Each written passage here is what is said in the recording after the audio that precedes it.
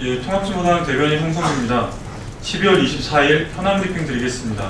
두 가지 말씀드립니다.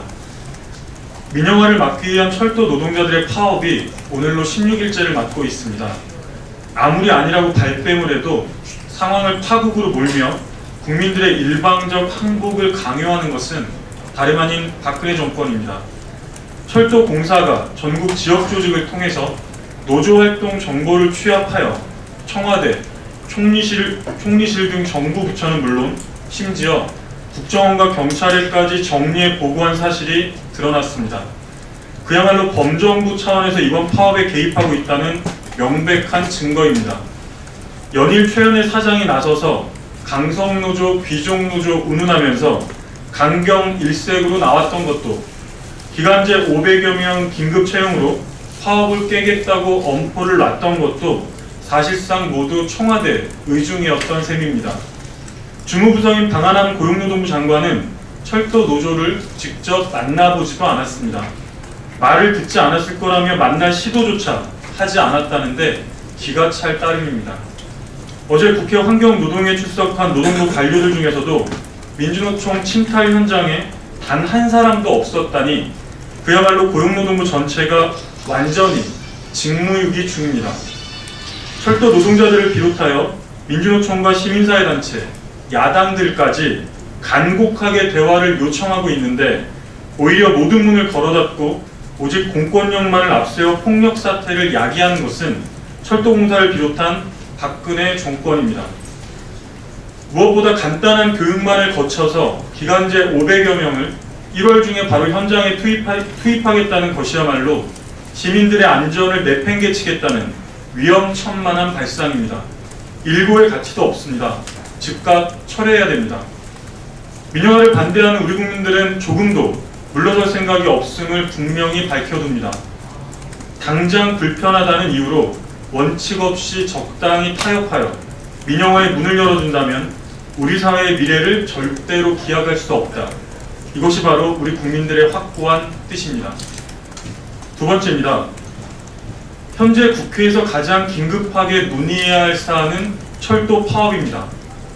그러나 거꾸로 국회에서는 철도노조 홈페이지조차 들어갈 수가 없었습니다.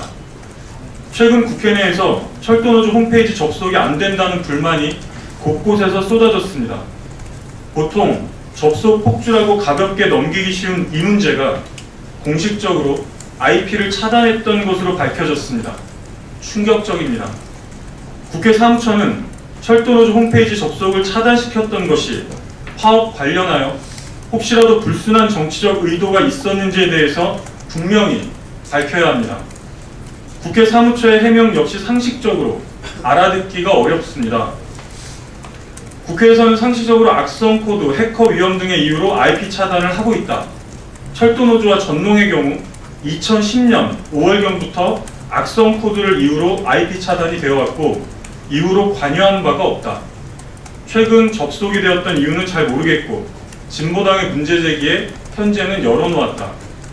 한 해 평균 차단하는 IP가 300여 개에 달하며 주소만 확인하지 어떤 내용의 사이트인지는 모른다. 차단 목록은 비공개 사안이라 알려줄 수 없다. 국회는 흔히 민의의 전당이라고 합니다. 우리 국민들의 다양한 의견들이 넘나들며 서로 자유롭게 어울려 더 나은 방안을 함께 제시하는 것이 바로 국회 본연의 임무입니다. 그러나 이런 국회에서 정확하게 구성원들에게 보고도 되지 않는 상태에서 임의로 인터넷 접속이 차단당해 왔다는 것입니다. 차단의 이유는 정확하게 무엇인지, 사후 관리와 처리는 어떻게 되는지, 구성원들에게 공식적인 보고는 어떻게 되는지 아무런 매뉴얼이 없습니다. 이번만 하더라도 진보당에서 문제 제기했으니 철도노조 홈페이지 차단을 풀었다는데 이전에 차단됐던 이유가 해결되었다는 것인지조차 스스로 설명하지 못하고 있습니다. 이런 상황이라면 박근혜 대통령의 완강한 불통 코드에 국회까지 알아서 처신해온 게 아니냐는 비판에도 할 말이 없을 지경입니다.